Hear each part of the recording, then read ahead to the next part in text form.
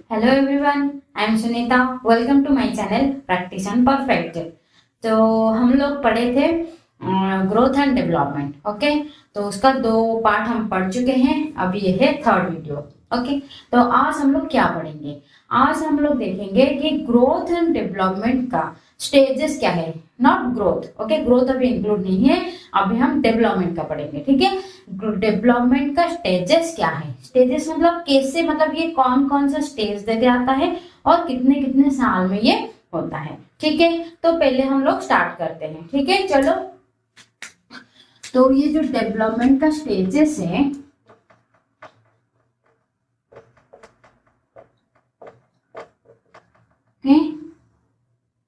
Stages of development.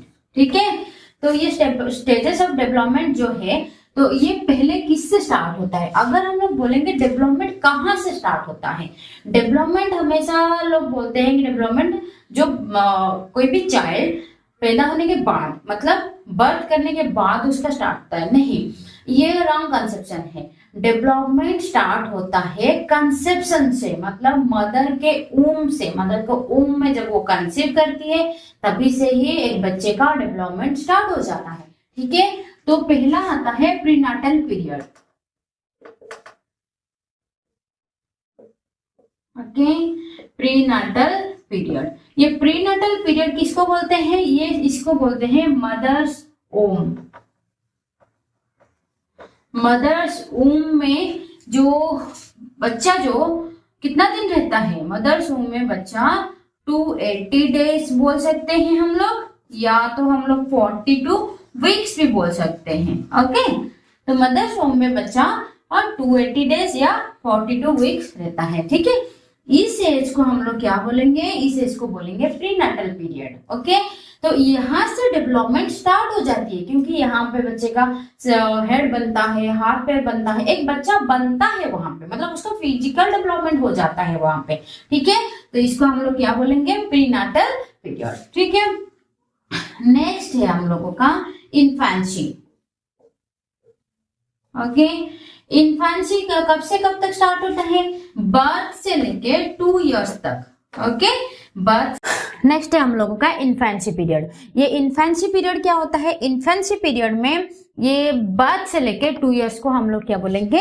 Infancy period. Okay, क्योंकि यहाँ पे वो बर्थ होता है, फिर 2 साल तक जब होता है उसको हम लोग बोलेंगे इन्फेंसी पीरियड। तो ये इन्फेंसी पीरियड में बेसिकली क्या क्या डेवलप होता है और उसको क्यों इन्फेंसी बोलते हैं? ठीक है, तो नॉर्मली इन्फेंसी पीरियड में बच्चे का मोटर डेवलपमेंट ज्यादा होता है। ठीक है, मोटर स्किल हम पढ़े थे। ठीक है, तो मोटर डेवलपमेंट ज्यादा होता है इन्फेंसी पीरियड में। ठीक है, और इस एज में, ओके, इस एज में नॉर्मली बच्चा सेंसेस से सीखता है, मतलब अपना जो सेंस ऑर्गन है उस सेंस ऑर्गन से वो सीखता है। पहला पॉइंट है मोटर डेवलपमेंट होता है ज्यादा। सेकंड पॉइंट है वो अपने सेंसेस से सीखता है। ठीक है, जो सेंस ऑर्गन होता है उसी से वो लर्न करता है सेंसेस से। और फिजिकल डेवलपमेंट जो है वो यहाँ पे ज्यादा होता है, क्योंकि जब बच्चा का नॉर्मली जो 2 इयर्स के अंदर जो बच्चे होते हैं उनका जल्दी जल्दी, मतलब वो क्रॉल भी करते हैं, वो स्ट्रीट भी करते हैं, वो स्टैंड भी करते हैं, 2 साल के अंदर वो दौड़ना स्टार्ट कर लेते हैं। ठीक है, तो यहाँ पे क्या होता है? यहाँ पे फास्ट फिजिकल डेवलपमेंट होता है, फास्ट फिजिकल डेवलपमेंट होता है। ठीक है, ये हो गया आपका इन्फेंसी पीरियड। ठीक है, समझ में आया? यहाँ तक कोई दिक्कत नहीं है। Infancy period normally 0 to 2 years तक होता है, और यहाँ पे मोटर डेवलपमेंट ज्यादा होता है। मोटर स्किल्स मतलब ये मसल्स वगैरह ज्यादा डेवलप होता है, और यहाँ पे सेंस ऑर्गन से बच्चा लर्न करता है। और थर्ड है आप लोगों का फास्ट फिजिकल डेवलपमेंट होता है। ठीक है, नेक्स्ट है हम लोगों का अर्ली चाइल्डहुड। ओके, नेक्स्ट है हम लोगों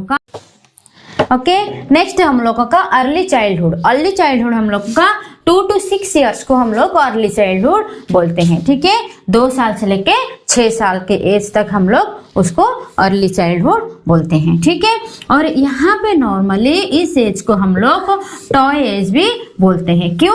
क्योंकि इस एज में बच्चे बहुत खिलौनों के साथ खेलते हैं, खिलौनों के साथ उनका अटैचमेंट ज्यादा होता है। कोई कोई बोलते हैं कि 0 to 2 years को हम लोग टॉय एज बोलते हैं, बट नहीं, क्योंकि उस टाइम पे वो खेलते हैं लेकिन वो उसको जान के नहीं खेलते। मतलब ये है, ये इस खिलौनों को ये बोलते हैं, उसको प्रॉपर यूटिलाइज करके वो नहीं खेलते हैं।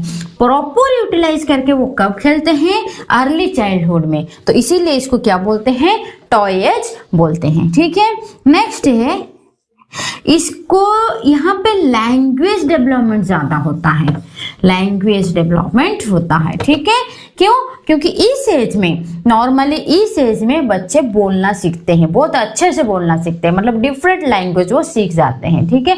कोई कोई बच्चे तो 3-4 लैंग्वेज भी सीख जाते हैं नॉर्मली इस एज को। इसीलिए हम लोग क्या बोलते हैं? लैंग्वेज डेवलपमेंट भी बोलते हैं, ठीक है। और इसको सेंसिटिव एज भी बोलते हैं, और इसको इनिशिएटिव एज भी और क्रिटिकल एज भी बोलते हैं। क्यों?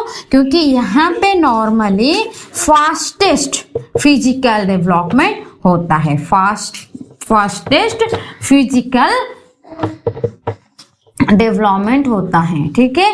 फास्टेस्ट फिजिकल डेवलपमेंट क्यों होता है? क्योंकि इस एज में नॉर्मली बच्चों का हाइट बढ़ता है, वेट बढ़ता है, और इस एज में नॉर्मली बच्चे बहुत ज्यादा फिजिकल डेवलपमेंट मतलब हाइट, वेट, मसल्स का वेट बढ़ता है, सब कुछ यहाँ पे बढ़ता है। तो इसीलिए यहाँ पे हम लोग इसको फास्टेस्ट फिजिकल डेवलपमेंट भी इसको हम लोग बोलते हैं, ठीक है। यहाँ पे लैंग्वेज डेवलपमेंट भी होता है, यहाँ पे इसको टॉय एज भी बोलते हैं, और यहाँ पे फास्टेस्ट फिजिकल डेवलपमेंट भी होता है, ठीक है।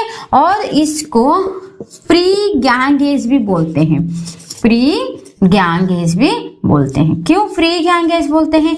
क्योंकि यहाँ पे नॉर्मली हम लोगों का जो लैटर चाइल्डहुड है वहाँ पे बच्चे 6 से 12 साल है, तो वहाँ पे बच्चे अपना अपना एक ग्रुप बना लेते हैं, लेकिन यहाँ पे अपना ग्रुप नहीं बनाते हैं, मतलब अपना गैंग नहीं बना पाते हैं। इसीलिए इसको प्री गैंग एज भी बोला जाता है। और इसको हम लोग प्री स्कूल एज भी बोलते हैं, प्री स्कूल एज भी बोलते हैं, ओके।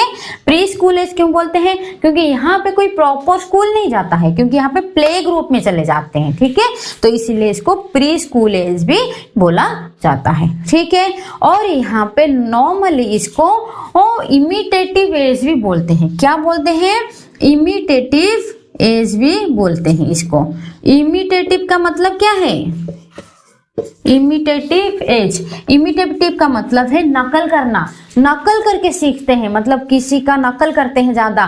दादाजी ऐसे बोलते हैं, मतलब दादाजी दादी को क्या बोलते हैं वो भी सीखते हैं, और दादी दादा को क्या बोलते हैं वो भी सीखते हैं। अपने फ्रेंड्स का नकल करते हैं, मम्मी पापा का नकल करते हैं, नकल करके ज्यादा सीखते हैं। तो इसीलिए इसको इमिटेटिव एज भी बोला जाता है, ठीक है। नेक्स्ट है हम लोगों का लैटर चाइल्डहुड।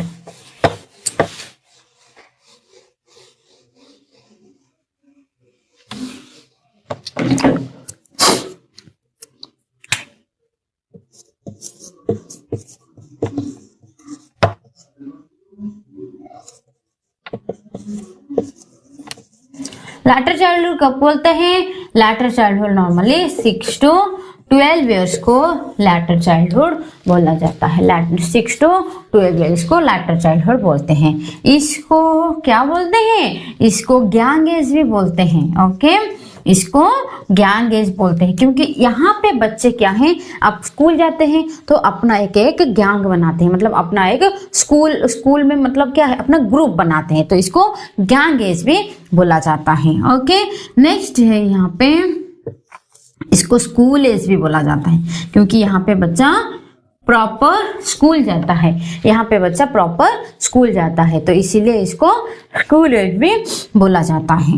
और इसको यहाँ पे फिजिकल डेवलपमेंट जो है, यहाँ पे फिजिकल डेवलपमेंट कंपैरेटिवली स्लो होता है, फिजिकल डेवलपमेंट कंपैरेटिवली स्लो होता है। कहाँ से स्लो होता है? अर्ली चाइल्डहुड और इन्फेंसी के तुलना में, मतलब उसके हिसाब से यहाँ पे कंपैरेटिवली ये स्लो होता है, ठीक है। और इसको सूडो मैच्योरिटी भी मतलब इस एज में बच्चे ज्यादा सूडो मैच्योरिटी दिखाते हैं। सूडो मैच्योरिटी क्या होता है?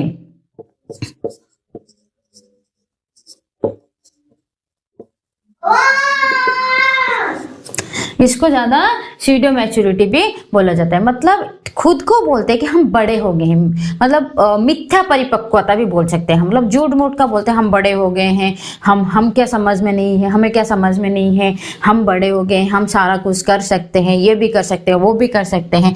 मतलब ये 6 से 12 साल के एज में वो सोचते हैं खुद को कि हम मैच्योर हो गए हैं, तो इसीलिए इसको बोलते हैं सूडो मैच्योरिटी, ठीक है। नेक्स्ट है हम लोगों का एडोलेसेंस।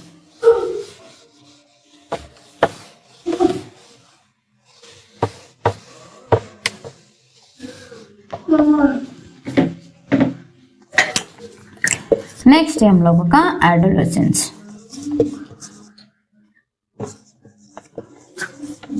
ओके,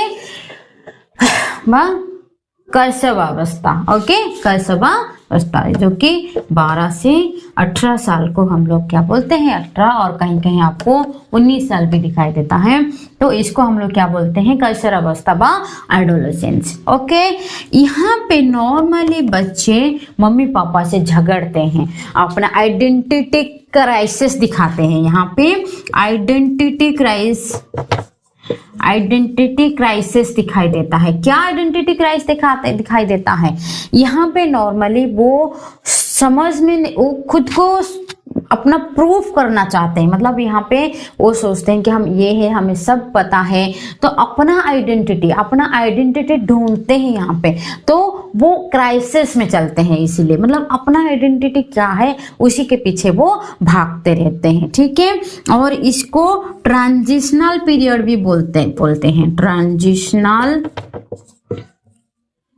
पीरियड भी बोला जाता है। ओके, ट्रांजिशनल पीरियड का मतलब क्या है? परिवर्तित काल। ओके, परिवर्तित काल मतलब क्या है? एडोलेसेंस एक ऐसा ब्रिज है, ओके, एडोलेसेंस एक ऐसा ब्रिज है जो कि चाइल्डहुड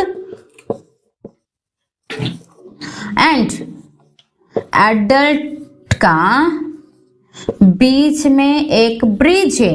चाइल्डहुड और एडल्ट जो एज है, ये दोनों के बीच में, मतलब बीच में एक ब्रिज है, तो इसीलिए इसको ट्रांजिशनल पीरियड भी बोला जाता है। और ये गोल्डन पीरियड भी होता है, क्योंकि इस एज में बहुत सुहाने सपने होते हैं, मतलब इस एज का मजा एक अलग होता है। मतलब इस एज में बच्चे सपनों की दुनिया में घूमते हैं, तो इसको गोल्डन एज भी बोला जाता है।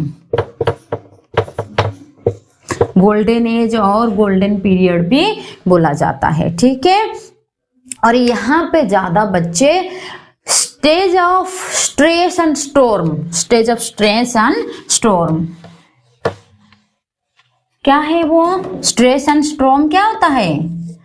ज्यादा तनाव में और तूफान में रहते हैं, स्ट्रेस एंड स्टॉर्म।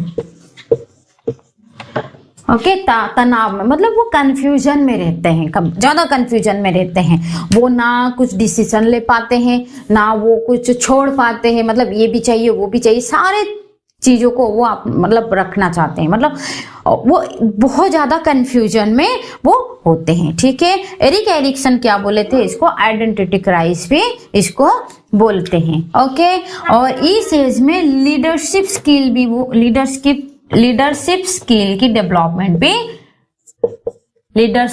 की डेवलपमेंट भी होती है, ओके। यहाँ पे बच्चा लीडर बनने की कोशिश, क्योंकि इस एज में बच्चा क्या है, कॉलेज जाता है ना, 15-16 साल के बाद वो 18 साल में क्या जाता है वो, मतलब जो प्लस इंटर जिसको बोलते हैं वहां जाता है, तो नॉर्मली यहाँ पे वो लीडरशिप स्किल भी यहाँ डेवलप होता है। और यहाँ पे आप लोगों का इमोशनल स्टेबिलिटी कम होता है, lack of emotional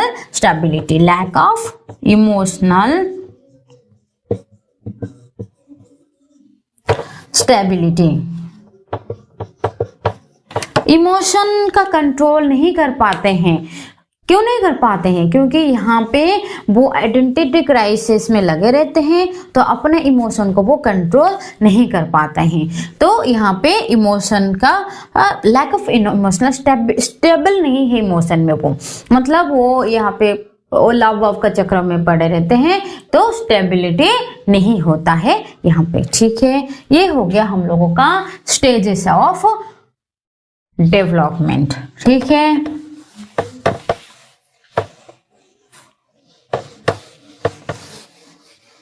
stages of development.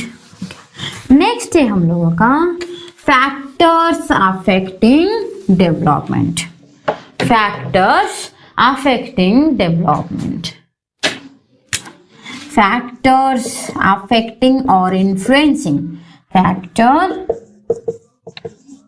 Affecting और इन्फ्लुएंसिंग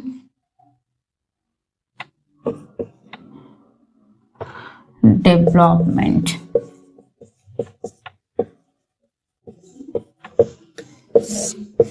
ओके, क्या क्या फैक्टर है जो हमारे डेवलपमेंट को व हमारा जो विकास है उस विकास को अफेक्ट करता है और इन्फ्लुएंस करता है, मतलब प्रभाव डालता है। ठीक है, पहला है हम लोगों का इंटरनल फैक्टर। ये 2 टाइप्स का होता है, एक है इंटरनल फैक्टर, दूसरा है एक्सटर्नल फैक्टर।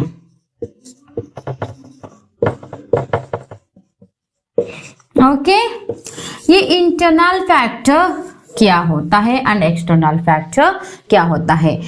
तो पहले हम लोग देखते हैं इंटरनल फैक्टर क्या क्या होता है। सॉरी,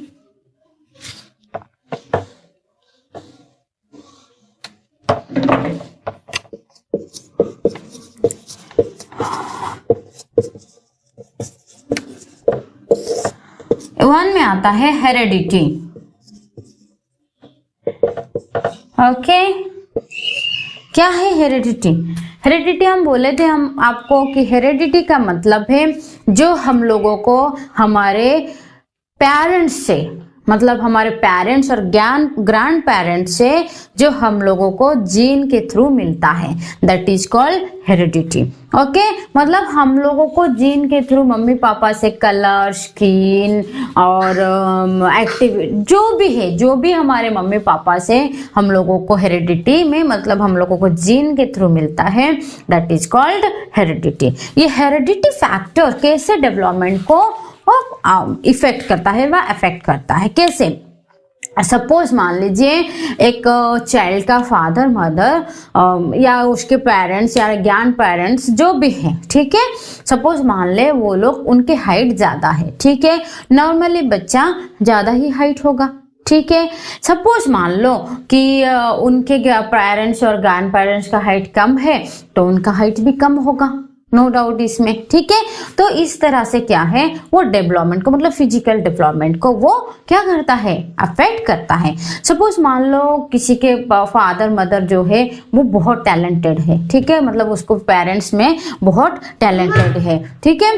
तो अगर मान लो वो लोग ज्यादा टैलेंटेड है तो इसका मतलब क्या है, उनके बच्चे भी टैलेंटेड होंगे? नहीं, ये 100% श्योर नहीं है कि उनके बच्चे भी टैलेंटेड होंगे। ओके, तो नॉर्मली क्या है, ये हेरिडिटी जो है पॉजिटिवली भी अफेक्ट करता है और नेगेटिवली अफेक्ट करता है। बट नॉर्मली हेरिडिटी उसको बोलते हैं जो कि हमारे जीन से, ओके, मतलब हमारे जीन के थ्रू हमारे पेरेंट्स से हमें जो मिलता है उसे हम लोग क्या बोलेंगे, उसे हम लोग बोलेंगे हेरिडिटी फैक्टर। हेरिडिटी फैक्टर मतलब अगर मान लो पेरेंट्स के पास पॉजिटिवली डेवलपमेंट चीज, मतलब हाइट वेट जो भी है उनके पास जो भी है वो उनके बच्चे को मिलता है। कलर अच्छा है तो बच्चे भी कलर अच्छे आते हैं, कलर डाउन है तो बच्चे भी कलर डाउन होंगे, ठीक है।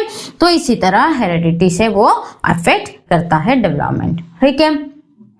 नेक्स्ट है आप लोगों का बायोलॉजिकल और कॉन्स्टिट्यूशनल फैक्टर।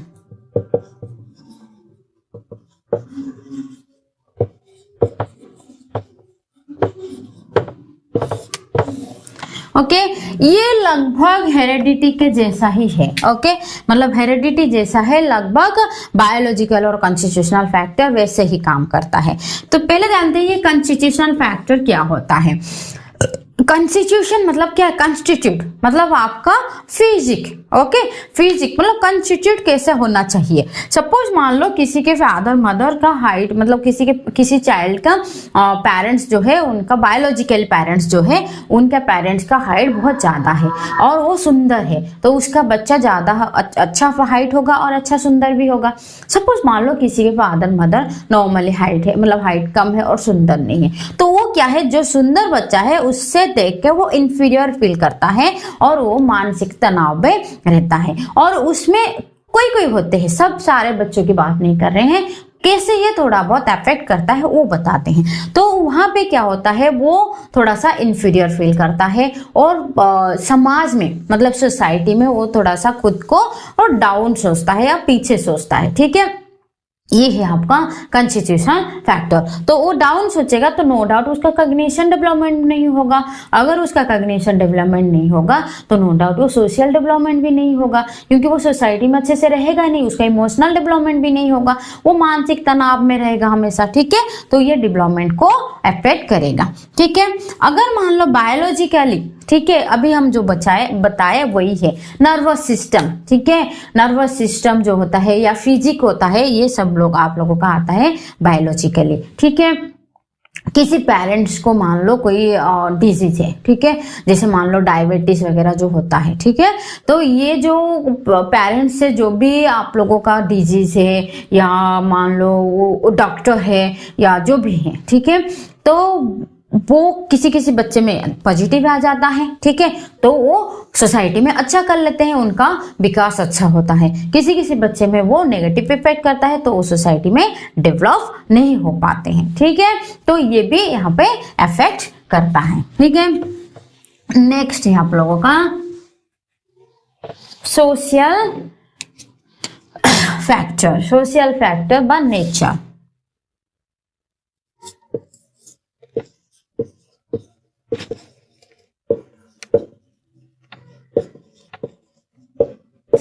सोशल फैक्टर क्या होता है? ओके, सोशल फैक्टर मतलब सोसाइटी। सोसाइटी से बच्चा क्या सीखता है, that is called social factor. Okay, society में बहुत तरीके के लोग रहते हैं। ठीक है, अच्छे लोग भी रहते हैं, बुरे लोग भी रहते हैं। अगर हम लोग सोसाइटी से अच्छा चीज सीखे, मतलब कोई चाइल्ड अच्छा सोसाइटी में रहता है, अच्छे सोशल मतलब नेचर में, अच्छा नेचर में रहता है, जहाँ पे मतलब नेचुरल नेचर में रहता है, या मान लो नेचुरल मतलब एनवायरनमेंट में रहता है और उसका उसका ब्रटअप अच्छा रहता है। ठीक है, मतलब उसका फैमिली बैकग्राउंड वगैरह जो भी है, सोशल स्टेटस वगैरह जो भी है, वो बहुत अच्छा है। ठीक है, तो नो डाउट वो बच्चा बहुत डेवलप करेगा। बहुत डेवलप मतलब क्या है, उसका एक तो उसको अच्छा मतलब पढ़ाई में सारे मतलब फाइनेंशियली हेल्प मिलेगा और उसको सारी चीजें वो डिमांड जो करता है वो भी मिलेगा। ठीक है, तो उसका कॉग्निटिव डेवलपमेंट भी होगा, वो जो ट्यूशंस कोचिंग्स जो भी कोचिंग्स वगैरह जो भी चाहता है वो भी मिलेगा उसको, जो भी वो डिजायर करेगा वो भी उसको मिलेगा। ठीक है, तो इसी हिसाब से उसका डेवलपमेंट अच्छा होगा। सपोज मान लो कोई चाइल्ड जो है वो उसका सोसाइटी का जो स्टेटस है, सोशल स्टेटस जो है वो कम है। ठीक है, तो उसी हिसाब से क्या होगा, वो अपने कम रिसोर्सेस में अपना लाइफ वो मतलब ब्रटअप मतलब जो वो आगे लेके जाएगा। ठीक है, मतलब अपना लाइफ हो उसी हिसाब से आगे लेके जाएगा, मतलब कंप्रोमाइज करके चलेगा। ठीक है, तो इसमें क्या होगा, उसका इमोशनल, ठीक है, उसका इमोशनल मतलब उसका मोरल में थोड़ा बहुत इफेक्ट करेगा। ठीक है, अगर थोड़ा बहुत इफेक्ट किया तो इसका मतलब वहां पे उसका विकास में भी थोड़ा सा हैम्पर करेगा।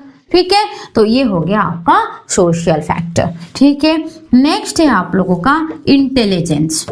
इंटेलिजेंस का मतलब यहाँ पे बुद्धि नहीं है, मतलब अपना जो बुद्धि यूज करके जो भी करेगा बस इंटेलिजेंट है, मतलब बहुत ज्यादा पढ़ाकू है, ये सबको यहाँ पे इंटेलिजेंट नहीं बोला जाता है। यहाँ पे इंटेलिजेंट का मतलब है मतलब पर्टिकुलर टाइम में पर्टिकुलर प्रेजेंट ऑफ माइंड कैसे यूज करता है, यहाँ पे उसी को इंटेलिजेंट बोलते हैं।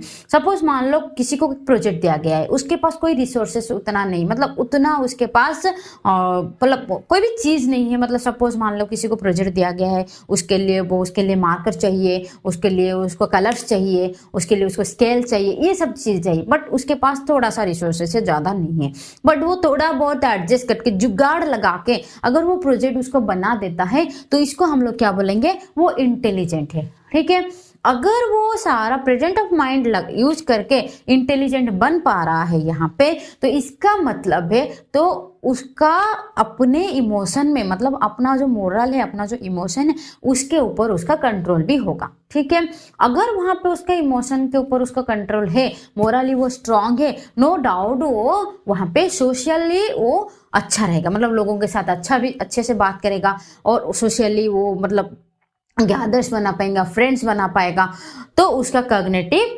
डेवलपमेंट भी होगा यहाँ पे। ठीक है, कॉग्निटिव डेवलपमेंट होगा तो ऑब्वियसली यहाँ पे उसका डेवलपमेंट हुआ, पूरा का पूरा क्वालिटेटिव डेवलपमेंट यहाँ पे उसका हुआ।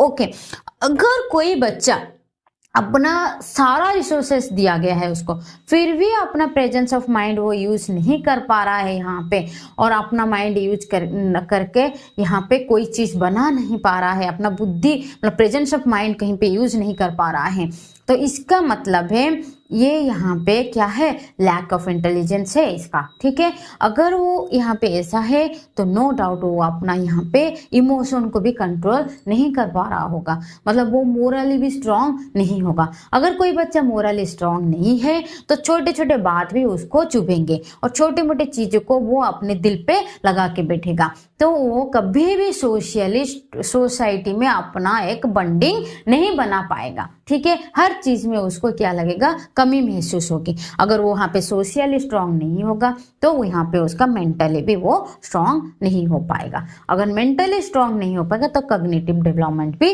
नहीं होगा, वो थिंक नहीं कर पाएगा, रीजनिंग एबिलिटी भी नहीं होगी उसके। ठीक है, तो ये ऐसे इंटेलिजेंस आप लोगों का डेवलपमेंट में अफेक्ट करता है। ठीक है, नेक्स्ट है हम लोगों का इमोशनल फैक्टर। अभी हम बोल दिए इमोशनल फैक्टर क्या है। क्या है इमोशनल फैक्टर?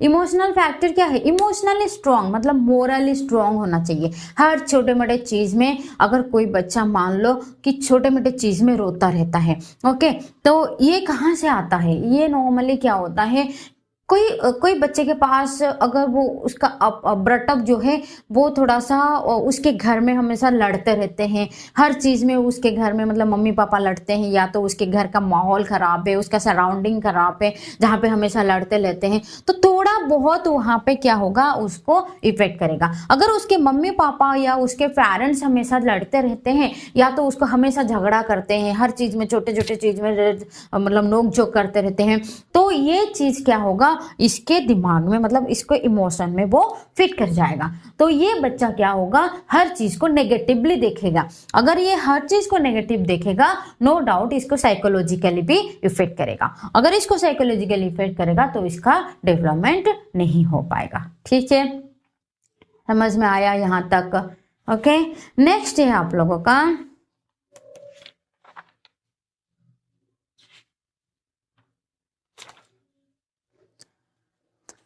नेक्स्ट है आप लोगों का external factor. Okay,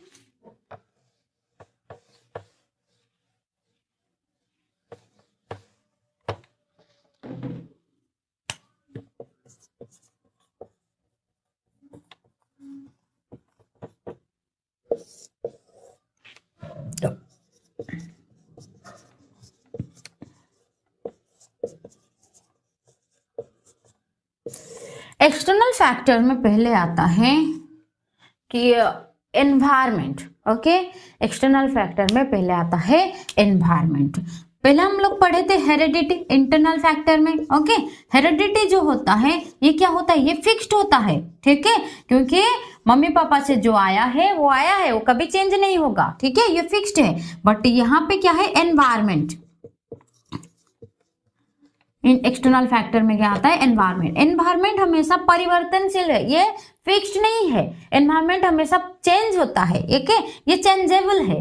okay, environment change होता रहता है। आज जिस जगह पे हो उसके एनवायरमेंट अलग जगह पे, मतलब सपोज आप इन्फेंसी में जिस एनवायरमेंट पे रहते हो तो आप सपोज मान लो अडल्ट में जाओगे तो उस एनवायरमेंट में रहोगे नहीं, कभी भी नहीं। अगर आप लैटर चाइल्डहुड में जहाँ पे हो, बुढ़ापे में, ओल्ड एज में, वहां पे नहीं रहोगे, ठीक है। तो एनवायरमेंट जो है ये चेंज होता रहता है। अगर आपका एनवायरमेंट सही है, अगर आपका एनवायरमेंट एक बच्चे के लिए अडेप्टेबल है तो बच्चे का डेवलपमेंट अच्छा होगा। अगर एनवायरनमेंट सही नहीं है तो बच्चे का डेवलपमेंट अच्छा नहीं होगा। कैसे, सपोज मान लो मदर्स वूम में, ओके, मदर्स वूम में एनवायरनमेंट क्या होता है। मदर्स वूम का एनवायरनमेंट, सपोज मान लो यहाँ पे डेवलपमेंट स्टार्ट हो जाता है इस एज से।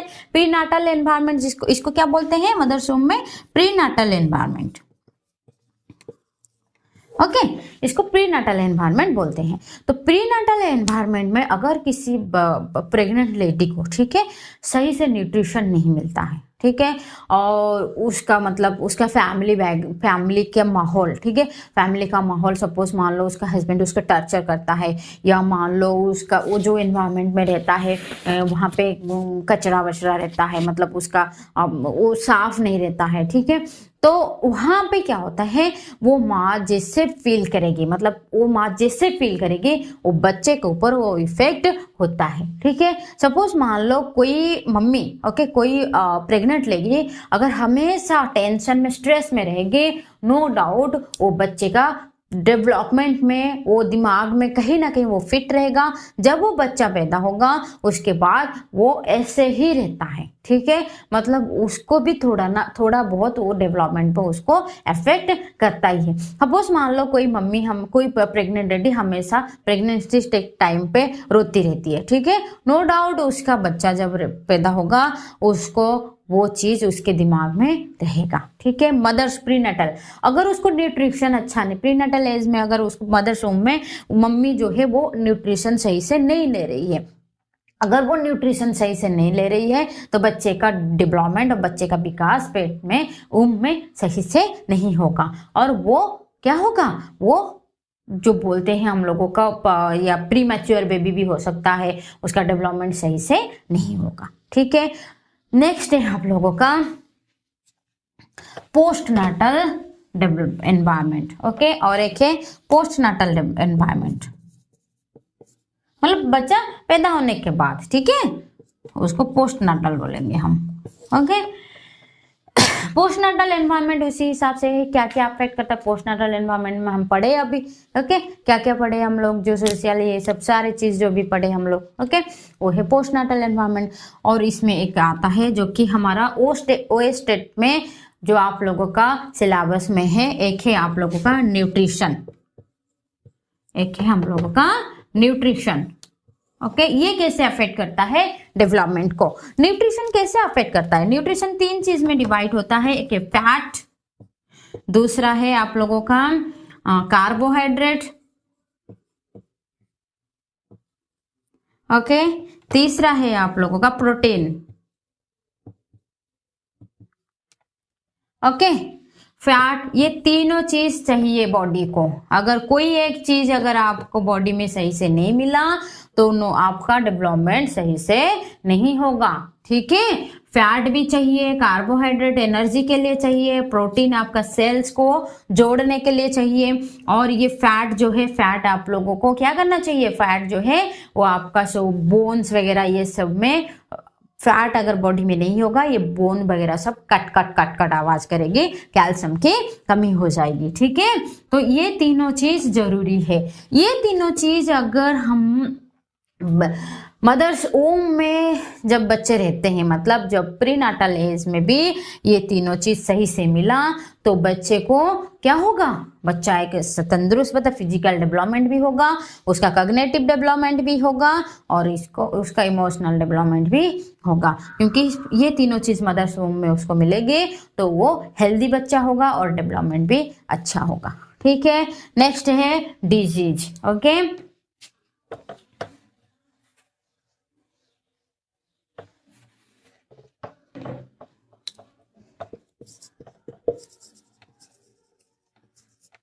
नेक्स्ट है आप लोगों का डिजीज।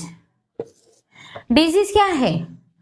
डिजीज किसको बोलेंगे हम लोग? डिजीज का मतलब जो रोग होता है हम लोग को डिजीज बोलते हैं उसको। ओके, तो डिजीज नॉर्मली क्या होता है, पेरेंट्स से भी आता है और कुछ बाहर से भी आता है। ठीक है, तो डिजीज पेरेंट्स से भी आता है। कैसे? जैसे मान लो हम लोग हेरेडिटी के थ्रू डिजीज हम लोगों को पेरेंट्स से भी आता है। डायबिटीज हो गया, ओके, डायबिटीज पेरेंट्स से भी आता है। ठीक है, डॉक्टर्स हमें पूछते हैं ना कि आपका हिस्ट्री, बायोलॉजिकल हिस्ट्री के हिसाब से किसी को डायबिटीज है क्या? अगर आपके मम्मी पापा मतलब फादर मदर ग्रैंडफादर कोई भी है, किसी को डायबिटीज है तो किसी किसी बच्चे को डायबिटीज उनके जीन के थ्रू आ जाता है। ठीक है, तो डायबिटीज आएगा तो फिजिकल डेवलपमेंट या बॉडी का कुछ ना कुछ डेवलपमेंट में वो खराब करेगा ही। ठीक है, तो डेवलपमेंट में ये ऐसे अफेक्ट करता है। ठीक है, अगर मम्मी पापा डिजीज फ्री है तो ऑब्वियसली यहाँ पे वो आप पे भी डिजीज फ्री रहेंगे। ठीक है, मतलब आफ्टर बर्थ। ठीक है, तो डिजीज एक दो टाइप के होते हैं, एक कम्युनिकेटिव होते हैं, दूसरा है नॉन कम्युनिकेटिव होते हैं। कम्युनिकेटिव, दूसरा है नॉन कम्युनिकेटिव। कम्युनिकेटिव में क्या आता है? ये जो कोविड है, कोविड-19, okay, chicken pox, okay, chicken pox, measles, ये सब क्या होता है? कम्युनिकेटिव होता है। क्योंकि ये हम लोग क्या करते हैं, अगर इसमें हम लोग किसी के टच में आता है या किसी के आसपास आते हैं तो ऑब्वियसली ये क्या होता है, हम लोगों को अफेक्ट करता है। ठीक है, अगर हम लोगों को डिजीज रहेगी तो हम लोगों की ग्रोथ होगी, मतलब फिजिकल डेवलपमेंट तो होगी भी नहीं, मेंटल डेवलपमेंट भी नहीं होगा। सपोज मान लो कोई साइकोलॉजिकली अफेक्टेड है, ठीक है, तो उसका क्या है, मेंटली उसका कॉग्निटिव डेवलपमेंट नहीं होगा। अगर उसका कॉग्निटिव डेवलपमेंट नहीं होगा तो सोशल डेवलपमेंट कहाँ से होगा? मतलब वो सोसाइटी में अच्छे से अपना बॉन्डिंग नहीं बना पाएगा, तो उसका इमोशनल भी डेवलपमेंट नहीं होगा, तो उसका डेवलपमेंट यहाँ पे हैम्पर किया। ठीक है, नेक्स्ट है आपका non communicative development. Non communicative disease क्या होता है? नॉन कम्युनिकेटिव डिजीज मतलब जो डायबिटीज वगैरह होता है जो कि जीन में आता है, that is called non communicative diseases. ठीक है, ये नॉन कम्युनिकेटिव है बट ये जीन के थ्रू आपके पास आ गया है। ठीक है, अगर जीन के थ्रू आपके पास जो भी आया है, सपोज मान लो जीन के थ्रू आपको डायबिटीज तो आता ही है, और क्या बोलेंगे हम लोग को, ठीक है, ये ले लें। नेक्स्ट है आप लोगों का सिबलिंग्स एंड पेयर्स। नेक्स्ट है आप लोगों का siblings and pairs. Okay, siblings क्या होते हैं? कजिन्स होते हैं, और आपके ब्रदर्स सिस्टर्स, ये सब क्या है? सिबलिंग्स है। पेयर्स क्या है? फ्रेंड्स। ओके, सेम एज के और सेम मतलब सेम क्लासमेट्स, ये सबको हम लोग क्या बोलते हैं? पेयर्स बोलते हैं। ठीक है, ये कैसे डेवलपमेंट में अफेक्ट करते हैं? ये सिबलिंग्स और पेयर्स जो होते हैं ये कैसे डेवलपमेंट में अफेक्ट करते हैं? कैसे करते हैं? सपोज मान लो 4-5 कजिन्स मिलके खेल रहे हैं, क्रिकेट खेल रहे हैं। सपोज मान लो 5 बच्चे मिलकर, मतलब 5 कजिन्स या 5 भाई बहन मिलके क्रिकेट खेल रहे हैं। ठीक है, उनमें से 4 बॉलिंग बैटिंग जो भी करना है कर रहे हैं, और एक को बस बोला जाता है कि आप यहाँ से बस बॉल लेके आओ। ठीक है, क्या बोला जाता है? बस बॉल लेके आओ। बार बार ऐसे करने से क्या होगा? उसको लगेगा कि मुझे शायद कुछ नहीं आता है, मैं शायद कुछ और नहीं कर पाऊंगा, तो ये लोग मुझे हमेशा बॉल ही लेना भेजते हैं। ठीक है, तो ये क्या है, उसको दिमाग में साइकोलॉजिकली ये इफेक्ट करेगा। ठीक है, तो ये जैसे साइकोलॉजिकली इफेक्ट करेगा तो बड़े होके वो क्या करेगा, खुद को इंफीरियर सोचेगा, खुद को सोचेगा कि मुझे कुछ नहीं आता है, तो खुद को वो इंफीरियर फील करेगा। खुद को इंफीरियर फील करते करते उसका साइकोलॉजिकल डेवलपमेंट थोड़ा कम होगा, तो वो कहीं पे जाके अपने आप को शो करने के लिए, अपने आप को प्रेजेंट करने के लिए वो डरेगा। ठीक है, तो यहाँ पे ये डेवलपमेंट हैम्पर करेगा। फ्रेंड्स भी ऐसे होते हैं। पेयर्स का मतलब क्या है आप लोगों का? पेयर्स का मतलब है फ्रेंड्स, सेम एज के जो क्लासमेट्स होते हैं ये। क्लासमेट्स नॉर्मली क्या करते हैं, बुली करते हैं। तो सपोज मान लो कॉलेज में रैगिंग वगैरह होता है, सीनियर्स रैगिंग करते हैं और सेम एज के क्लासमेट्स भी रैगिंग करते हैं। तो इसमें क्या होता है, कोई कोई बच्चे जो है, कोई चाइल्ड जो है, मतलब कोई स्टूडेंट जो है वो क्या करते हैं, सुसाइड कर लेते हैं। ठीक है, तो ये इमोशनल इंस्टेबिलिटी होता है उन लोगों का, तो वो लोग क्या करते हैं, सुसाइड कर लेते हैं। ठीक है, तो ये नॉर्मली आप लोगों का डेवलपमेंट, इमोशनल डेवलपमेंट में हैम्पर किया, social development and emotional development, normally siblings and peers में social development and emotional development hamper करता है। ठीक है, तो इसमें क्या होता है आप लोगों का, हाँ, ये दोनों डेवलपमेंट हैम्पर होता है। फिर आप लोगों का क्या होता है, डेवलपमेंट नहीं हो पाता है सही से और बच्चे को वो बैड इफेक्ट करता है। ठीक है, नेक्स्ट है साइको सोशल। ठीक है, नेक्स्ट है आप लोगों का साइको सोशल फैक्टर। ओके, ये नॉर्मली हम लोग पढ़ चुके हैं अभी। ठीक है, साइको सोशल मतलब क्या, साइको मतलब साइकोलॉजी, ओके, सोशल मतलब सोशल, ओके, इसको साइको सोशियो बोलते हैं। ओके, तो साइकोलॉजिकली डेवलपमेंट और सोशल, नॉर्मली ये इमोशनल और सोशल के जैसा है। ठीक है, साइकोलॉजिकल क्या है, यहाँ पे कॉग्निटिव डेवलपमेंट, अगर थिंकिंग, रीजनिंग ये सब अगर सही से नहीं होगा तो साइकोलॉजिकल डेवलपमेंट भी सही से नहीं होगा। सपोज मान लो कोई बच्चे का मेंटली वो स्ट्रांग नहीं है, ठीक है, मतलब वो सही से थिंक ही नहीं कर पा रहा है, तो सही से अगर थिंक नहीं कर पा रहा है तो सोसाइटी में अपना जो प्रेजेंस कैसे बना पाएगा, वो सही से थिंक नहीं कर पा रहा है तो किसी से अच्छे से बात ही नहीं कर पाएगा, वो अपना फ्रेंड्स नहीं बना पाएगा, अपना जो प्रेजेंस है वो भी नहीं दिखा पाएगा। तो इसमें क्या होगा, उसका पूरा बॉडी का डेवलपमेंट वो हैम्पर रहेगा वहां पे। ठीक है, और सोशल डेवलपमेंट हम लोग अभी पढ़ चुके हैं। ठीक है, समझ में आ गया फैक्टर्स अफेक्टिंग और इन्फ्लुएंसिंग डेवलपमेंट और स्टेजेस ऑफ डेवलपमेंट। तो ये आपका ग्रोथ एंड डेवलपमेंट यहाँ पे खत्म।